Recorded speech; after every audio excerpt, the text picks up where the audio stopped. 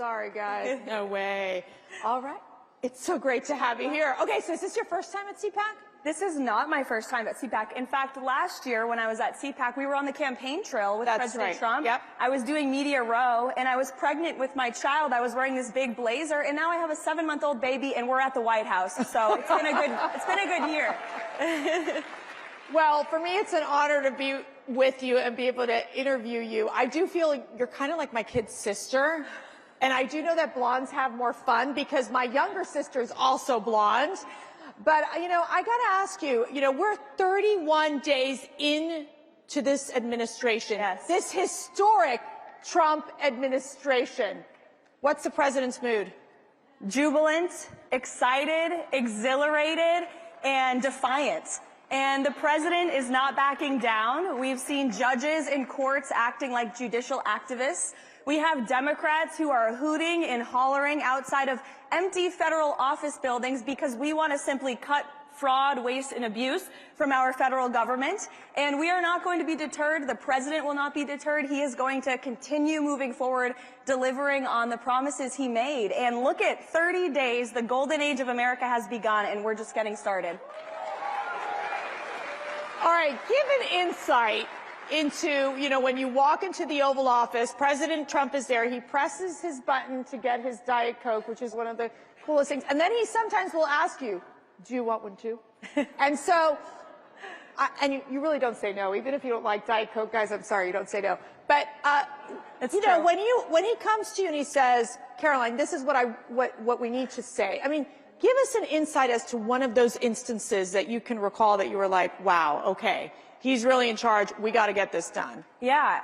I mean, every single day. The president, we joke. Every single day. He's the president of the United States. He's also the communications director of the White House because he dictates the message. He executes the agenda. You know, one of the things I love about President Trump, and I think what makes him such a great leader, is that he's so deeply involved in every decision that is made, every speech that is written, every executive order that is signed. Where most politicians, you just hand them the script and they read it. President Trump cares about every word he is saying and every action he is taking. He's our leader. To the point of putting the period or exclamation point, right? Or the capitalization of a random word, that too. Okay, that's a good one as well. You know, but I got to ask you because, you know, Mark Rubin, that guy who's, I don't know, he makes money or whatever. He said that he made that comment during the campaign about there's no strong or intelligent women around Donald Trump. Those strong and intelligent women, I think, are one of the most critical parts of the White House. Definitely. And how he listens to the women. Tell us about that. Absolutely. Look at the White House and look at the exceptional cabinet that President Trump has put together. Who loves the cabinet team that President Trump has put together? It's amazing. It's amazing. And while we don't care about identity politics, you brought it up, and it's true. The president has appointed Susie Wiles, who is our first female chief of staff in United States history. Brooke Rollins heading up the secretary, she's our Secretary of Agriculture. I mean, look across the entire cabinet. There are incredible women. Linda McMahon leading the Department of Education. You know, the list goes on. And the White House is full of working women. In fact, I was going up the staircase in the West Wing today and saw 2 of my female colleagues, both of whom are pregnant, having babies this year, and they're working and they're saving America because President Trump believes in the best people for the job, the brightest people for the job. That's right. So tell us, okay, that first day, because I remember we were like, okay, it's Karoline Leavitt's first press briefing. How many of you people were watching out there? So, of course, as the older sister, I'm like going, I better start praying right now. And we're both Catholic, so I'm like praying to like Mary, the saints, everybody else, Jesus. I'm like, Jesus, come on, just cover. When you walked into that White House press briefing room, now you were there beforehand as one of the press assistants, but this is different. This is like one of the most important jobs of the administration. How did you feel? Yeah. And what was your focus? Like, how did you know, okay, I'm ready, I mean business? Yes. Well, there is extensive preparation that goes into each briefing, and I'm so blessed to have an amazing team at the White House who helps me prepare. I brought 3 of our big guns yesterday. We had Stephen Miller and Mike Waltz and Kevin Hassett join me at the podium to celebrate 1 month. And I lean on the policy experts in the building and, to figure out what is fake news versus what is truth. So a lot of preparation, a lot of reading, talking to the president to understand his thinking. And then when I got to the podium, I realized the president is delivering on everything he said he was going to do, which makes my job as his spokeswoman easy, because I'm not working for a politician who's lying and we have to spin. I'm working for a man who said things and he's delivering on those things every day. Now, I remember, because I worked in the first administration, and the press secretary at the time, I was a strategic communications senior advisor for President Trump, and our press secretary at the time was now Governor Sarah Huckabee Sanders, who will be on stage with me tomorrow. But I remember those exchanges between Sarah and this guy, let me remember his name, wait a second, the CNN guy, Jim Acosta? Oh wait, he's not on CNN anymore. That's right.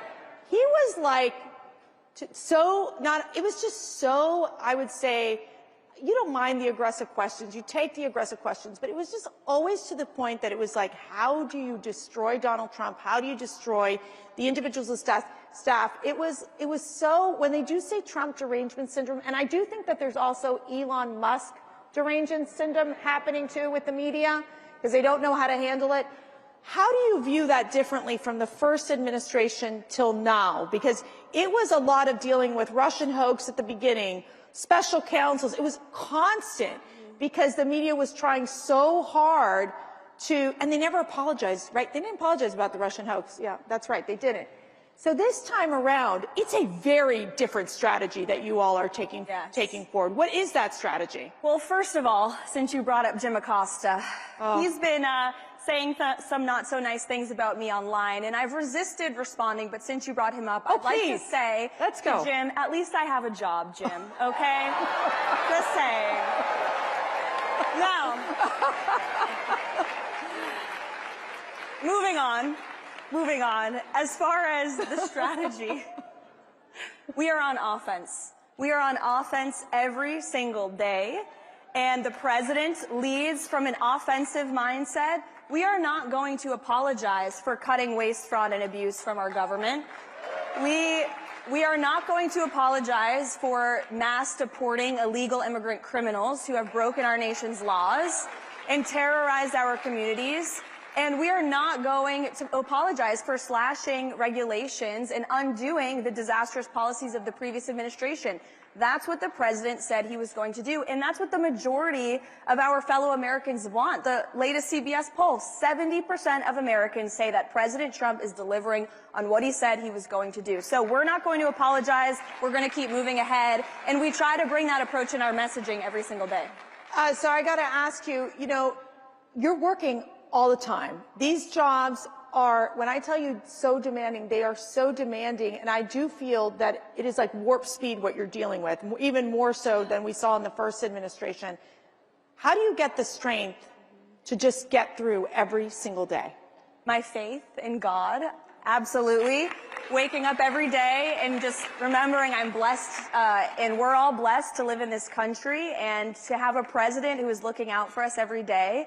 Family support, and our team at the White House. We really have a great team. And you talked about how the media tried to cause so much division within the White House in the first term. They're trying to do it, but I think they're failing. They are not getting away with it because we truly have such great camaraderie. And the people I work with every day, they're friends, and we're together. I mean, 18 hours a day. So you gotta like who you're around.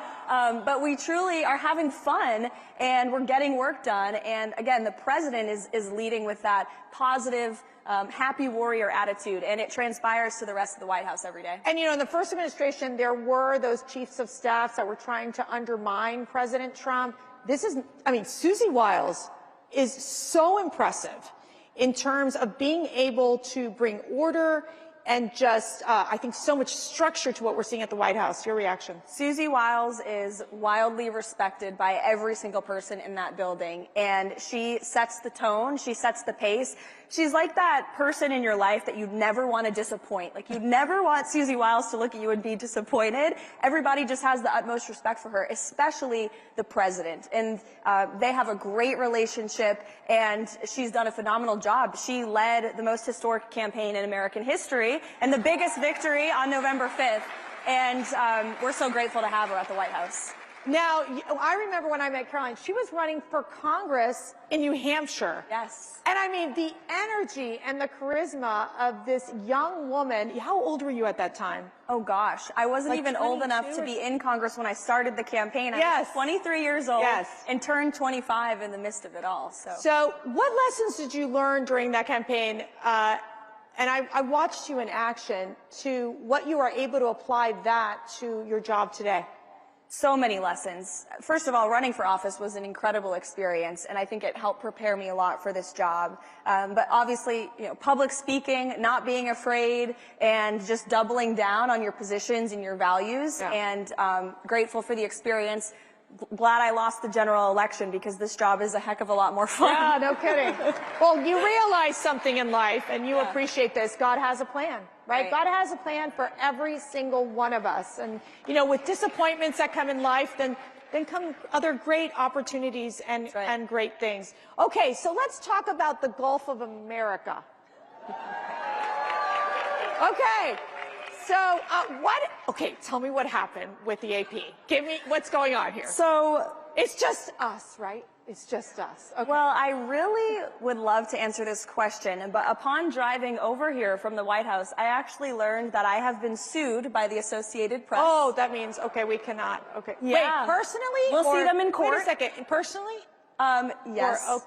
Yes. See, this is what these people do. It's called lawfare. You can't say it. I'll say it. It's called lawfare, people. That means I'll probably get sued in the next 30 minutes or so. Okay, keep going. So I wanted to get the White House counsel on the phone before taking this stage to see what I can and cannot say. You really can't say anything. But look, we feel we are in the right in this position, and I said in my first briefing at the podium, we are going to ensure that truth and accuracy is present at that White House every single day.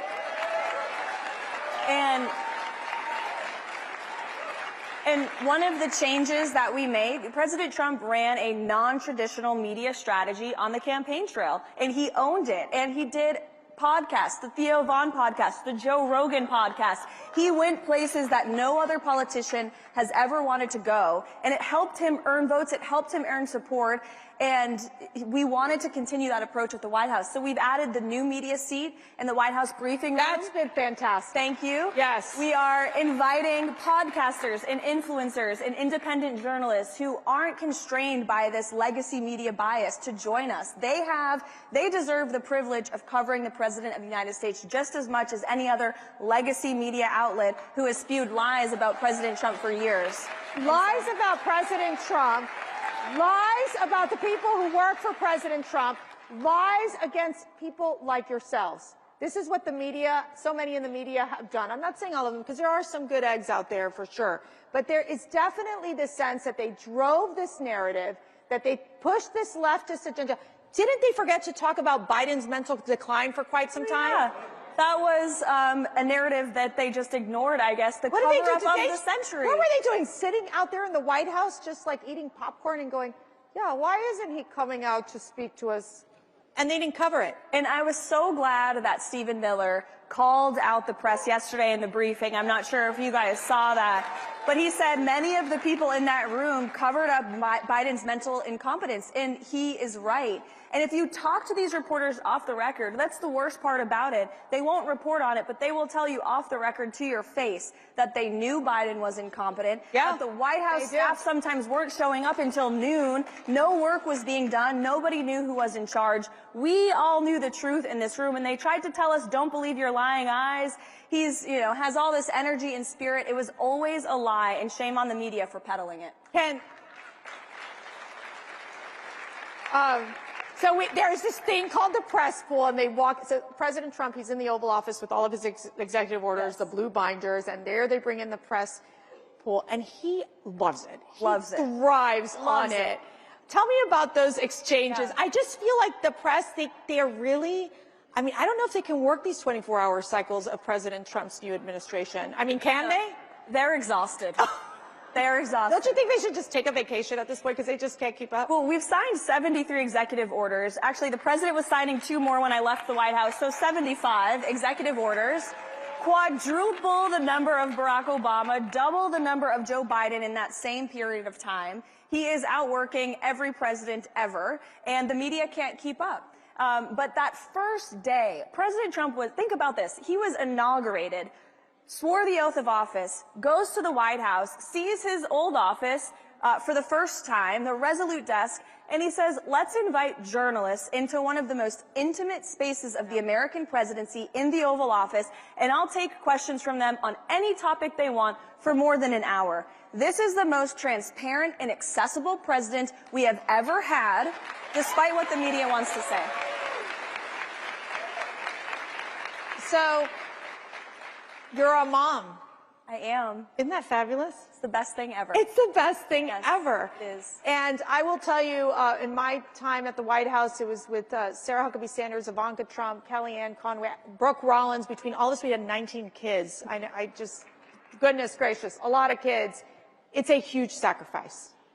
It's a huge sacrifice. But you look at your son, Nico, and why are you doing what you're doing? For him and for all of the other children in this country, we have a country to save, and I want my son to grow up in a free and patriotic America that we can be proud of, and thank you. I try to remind myself of that. Thank you. Thanks. Thank you. Thank you. All right, one more question here. So yesterday I asked Vice President J.D. Vance. Yes. Who's great, by the way? Who loves our vice president? I mean, seriously. The best. I asked him the question, what is your message to young men? There's a lot of young women out there, young girls who really admire you. I mean, in addition to being the youngest press secretary in history, really doing the work that you're doing and just being so strong while you're doing it. It's so admirable. Thank you. What's your message to these young women? Stay strong, speak the truth, and don't let anybody tell you you can't achieve your dream or you can't get to that next step. Just believe in yourself, because there will be a lot of people who don't believe in you, who cast doubt on you, who talk bad about you. Screw them. It doesn't matter. It doesn't matter. Ladies and gentlemen, Karoline Leavitt, your press secretary. Thank you.